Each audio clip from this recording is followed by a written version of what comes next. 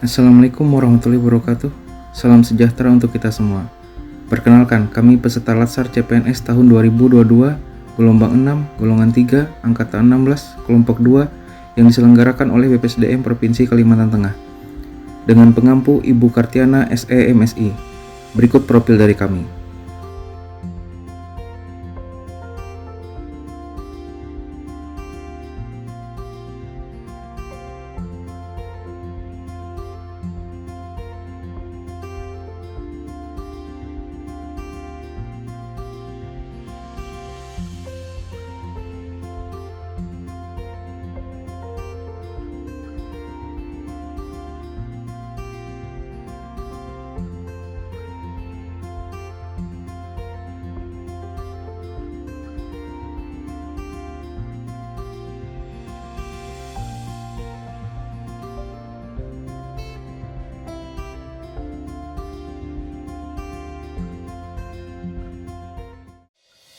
Perkembangan teknologi di bidang komunikasi dan informasi yang semakin pesat memungkinkan suatu informasi beredar dengan cepat.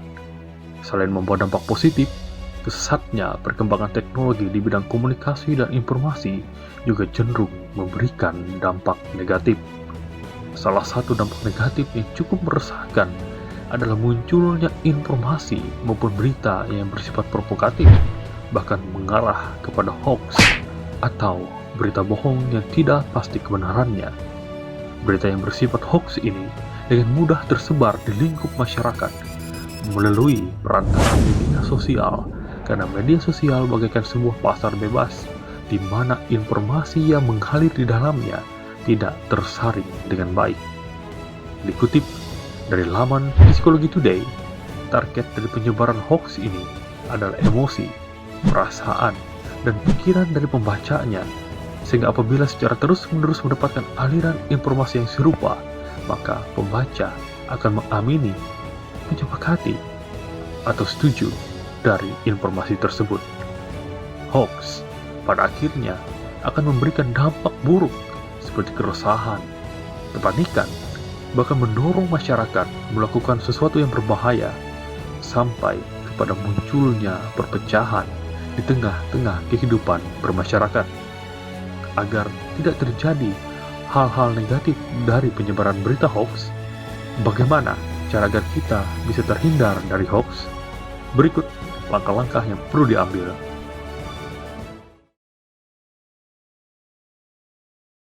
Halo semuanya, perkenalkan nama saya Lady Diana SPTS. Di sini saya akan menjelaskan bagaimana cara mengetahui apakah informasi yang kita dapatkan itu benar atau hoax. Bagaimana caranya?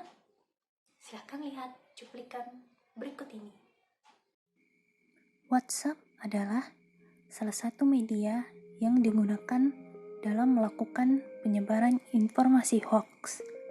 Dan salah satu hoax yang terjadi adalah informasi tentang lowongan pekerjaan. Salah satu contohnya, saat ini kita memiliki informasi lowongan pekerjaan yang diselenggarakan oleh PLN. Bagaimana cara kita mengetahui kebenaran informasi ini? Salah satu caranya yaitu dengan periksa data atau fakta.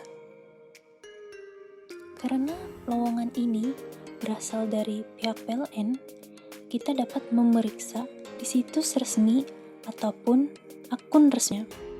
Kita coba menggunakan Instagram dan mencari akun resminya. Kita klik pencarian, kemudian kita ketik PLN, kita temukan PLN ID, kemudian kita klik. Di akun PLN tersedia sorotan yang bertujuan untuk memberitahu kita informasi-informasi penting. Kita cari pembahasan tentang rekrutmen.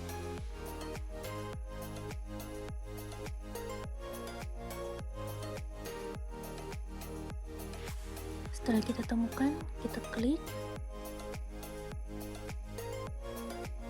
Nah, seperti yang kita lihat, ada beberapa contoh informasi-informasi hoax yang berhubungan dengan rekrutmen atas nama PLN. Dapat kita lihat Informasi ini mirip sekali dengan yang kita dapatkan dari WhatsApp, di mana dijelaskan bahwa informasi ini adalah hoax. Terlihat jelas di sana ada poin-poin yang diperjelas, di mana alamat website yang tertera tidak sesuai dengan website yang ada di akun resmi.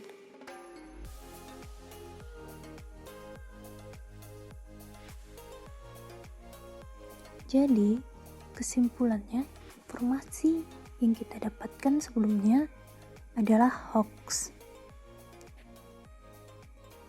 Itulah salah satu contoh untuk terhindar dari informasi hoax. Selalu ingat untuk memeriksa informasi yang kita dapat ke sumber yang terpercaya.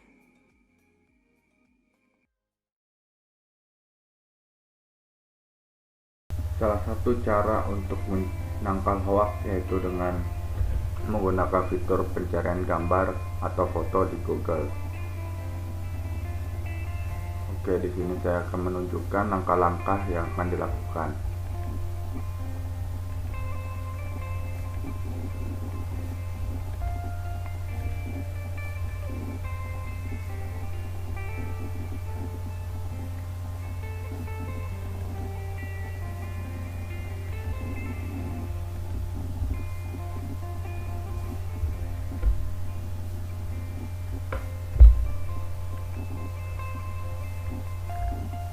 Di sini saya sudah mengupload foto yang dikira hoax, foto Maruf Amin.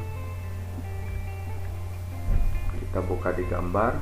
Di sini banyak website.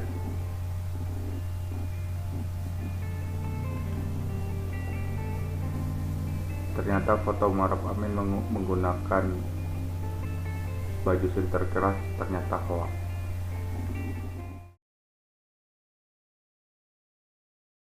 Yang ketiga, untuk mengetahui apakah suatu informasi atau berita yang beredar termasuk hoax atau tidak, kita bisa memanfaatkan keberadaan media sosial, seperti Facebook yang memiliki keberadaan fanpage dan grup diskusi anti-hoax, seperti forum anti-fitnah, hasut, dan hoax. Fanspage cekfakta.com yang menguak informasi hoax beserta fakta sebenarnya yang disertai dengan referensi.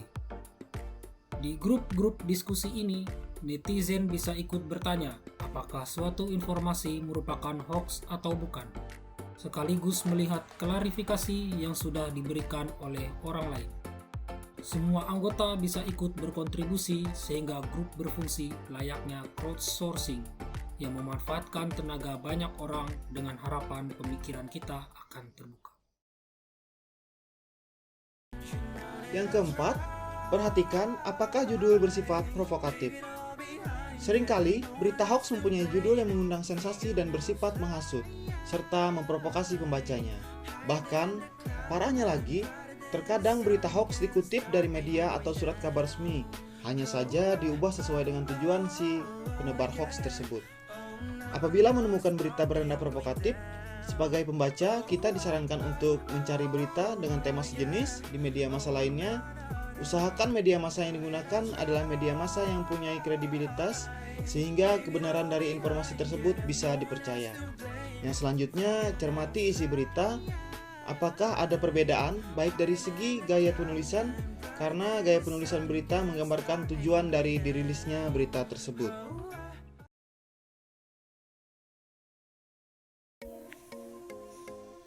Cermati alamat situs. Jika kita mendapatkan informasi atau berita dari sebuah artikel yang beredar di internet, coba perhatikan situs atau tautannya.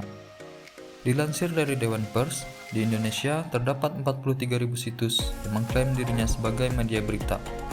Namun, yang terverifikasi tidak sampai menyentuh angka 300. Berikut cara mencermati alamat situs, apakah bisa dipercaya atau tidak. Pertama, perhatikan bilah alamat atau URL dari situs. Apabila berasal dari situs yang belum terverifikasi, biasanya menggunakan domain blog. Jika informasi menggunakan domain blog, maka informasi tersebut bisa dikatakan meragukan.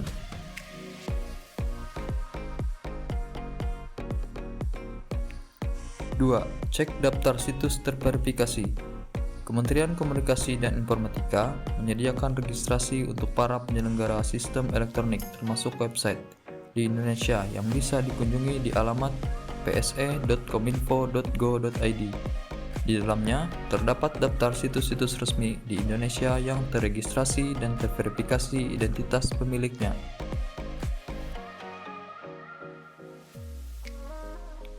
Tiga, cek informasi kontak. Website resmi biasanya selalu mencantumkan informasi kontak melalui situs yang bersangkutan. Website berita yang tidak mencantumkan kontak bisa dianggap meragukan.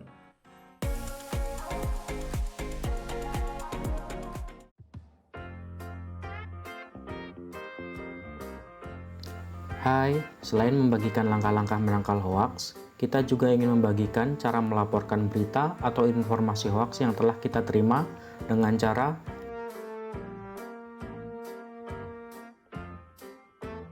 untuk media sosial Facebook, gunakan fitur report status dan kategorikan informasi hoax sebagai hate speech, harassment, rude, threatening, atau kategori lain yang sesuai.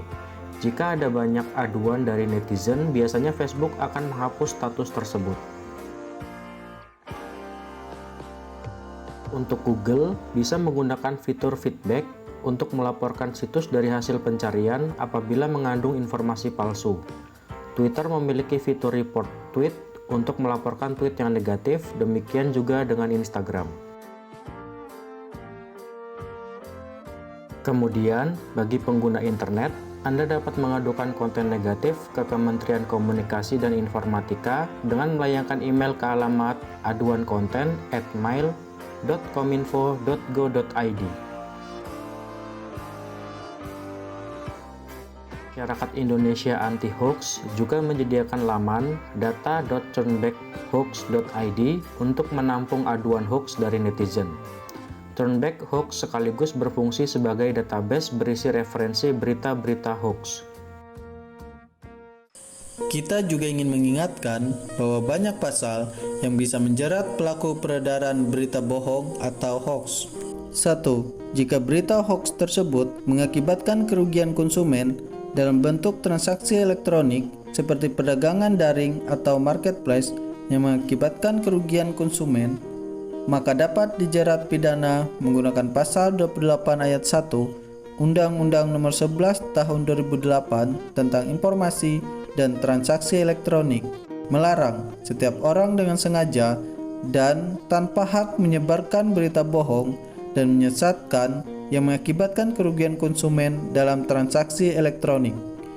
Jika melanggar ketentuan tersebut, pelaku dapat dikenakan sanksi pidana penjara paling lama 6 tahun dan atau denda paling banyak 1 miliar rupiah. 2. Jika berita bohong bermuatan kesusilaan, maka dapat dijerat pidana berdasarkan pasal 27 ayat 1 Undang-Undang ITE. 3. Jika bermuatan perjudian, maka dapat dipidana berdasarkan pasal 27 ayat 2 Undang-Undang ITE. 4. Jika bermuatan penghinaan dan atau pencemaran nama baik, dapat dipidana berdasarkan pasal 27 ayat 3 Undang-Undang ITE.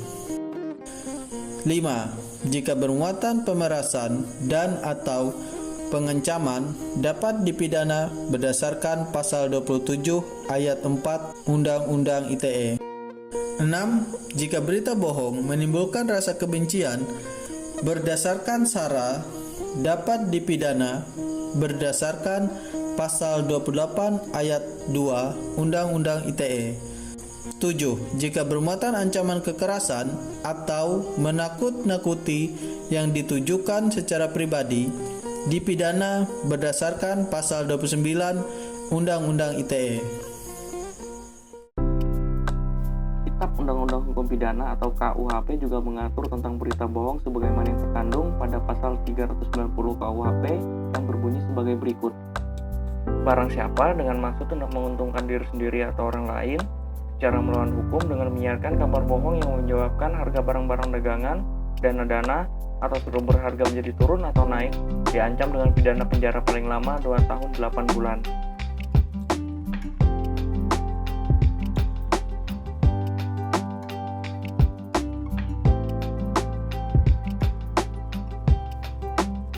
Kemudian Undang-Undang Republik Indonesia Nomor 1 Tahun 1946 tentang Peraturan Hukum Pidana juga turut mengatur penyebaran berita bohong sebagaimana yang tertuang pada pasal 14 ayat 1 dan 2. Pasal 14 ayat 1 berbunyi, barang siapa dengan menyiarkan berita atau pemberitahuan bohong dengan sengaja menerbitkan keonaran di kalangan rakyat dihukum dengan hukuman penjara setinggi-tingginya 10 tahun. Pasal 14 ayat 2 mengatakan barang siapa menyiarkan suatu berita atau mengeluarkan pemberitahuan yang dapat menerbitkan keonaran di kalangan rakyat, sedangkan ia patut dapat menyangka bahwa berita atau pemberitahuan itu adalah bohong, dihukum dengan penjara setinggi-tingginya 3 tahun. Pasal 15 Undang-Undang Republik Indonesia Nomor 1 Tahun 1946 tentang Peraturan Hukum Pidana juga turut mengatur tentang peredaran berita bohong dengan bunyi sebagai berikut. Barang siapa menyiarkan kabar yang tidak pasti atau kabar yang berlebihan atau yang tidak lengkap, sedangkan ia mengerti tidak-tidaknya patut dapat menduga bahwa kabar demikian akan atau mudah dapat menerbitkan keonaran di kalangan rakyat, dihukum dengan hukuman penjara setinggi-tingginya 2 tahun. Jadi masih berani menyebarkan berita bohong